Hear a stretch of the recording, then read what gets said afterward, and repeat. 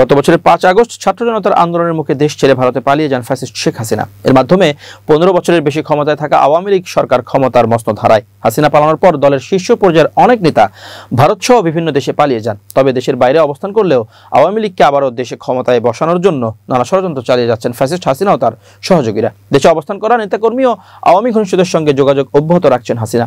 এরই অংশ হিসেবে সম্প্রতি দিল্লিতে হাসিনার সঙ্গে গোপনে বৈঠক করেছেন ব্যাংকের তহবিল লুটের জন্য অভিযুক্ত জনগণের টাকা পাচারকারী এস আলম গ্রুপের চেয়ারম্যান সাইফুল আলম মাসুদ। বৈঠকে তারা আওয়ামী লীগের ফ্যাসিবাদী শাসন ফেরাতে নতুন পরিকল্পনা করেছেন। বাংলাদেশকে অস্থিতিশীল করে আওয়ামী লীগকে ক্ষমতায় ফেরানোর উদ্দেশ্যে শেখ হাসিনাকে 2500 কোটি টাকা হস্তান্তর করেছে এবং আরও 2000 কোটি টাকা দেওয়ার আশ্বাস দিয়েছে এস আলম।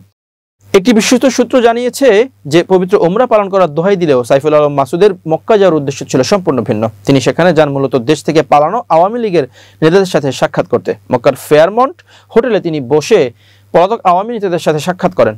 ওই সূত্রটির মাধ্যমে জানা গেছে যে ফ্যাসিস্ট হাসিনার দোসর ও জনগণের অর্থ আত্মসাৎকারী হিসেবে চিহ্নিত সাইফুল আলম মাসুদ দেশ থেকে পাচারকৃত অর্থের বিনিময়ে মক্কায় একটি বিলাসবহুল হোটেল কেনার উদ্দেশ্যে একটি আন্তর্জাতিক সংস্থার সাথেও জরুরি মিটিং করেন। মক্কায় পলাতক আওয়ামী লীগ নেতাদের সাথে দেশবিরোধী বিভিন্ন পরিকল্পনা সাজানো শেষে 4 আগস্ট এস আলম মদিনায় চলে যান এবং ইলাফ আল তাকওয়া হোটেলে ওঠেন। সেখানে তিনি চট্টগ্রামে কিছু চিহ্নিত আওয়ামী ব্যবসায়ীদের সাথে দেখা করেন এবং বিভিন্ন বিষয়ে আলোচনা করেন।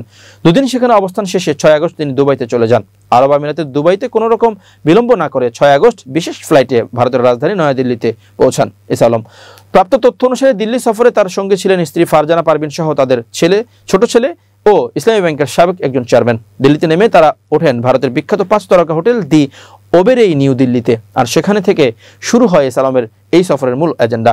এ সময় তার সাথে দেখা করেন পলাতক সাবেক মন্ত্রী মহিবুল হাসান চৌধুরী নওফেল, জাহাঙ্গীর কবির নানক ও মোহাম্মদ আলী আরাফাত সহ অনেকে। মূলত দেশকে অস্থিতিশীল করতে বিভিন্ন ষড়যন্ত্রমূলক আলোচনা হয় তাদের মধ্যে। এস আলমের দিল্লি সফরের সবচেয়ে বড় এজেন্ডা ছিল স্বয়ং শেখ হাসিনার সাথে গোপন মিটিং। 8 আগস্ট দুপুরে হোটেলে এস আলম তার সব ফোন ও ইলেকট্রনিক ডিভাইস রেখে একটি নম্বর প্লেটহীন গাড়িতে রওনা করেন। আর পথে দুইবার পরিবর্তন করা হয় তাকে বহন করা গাড়ি।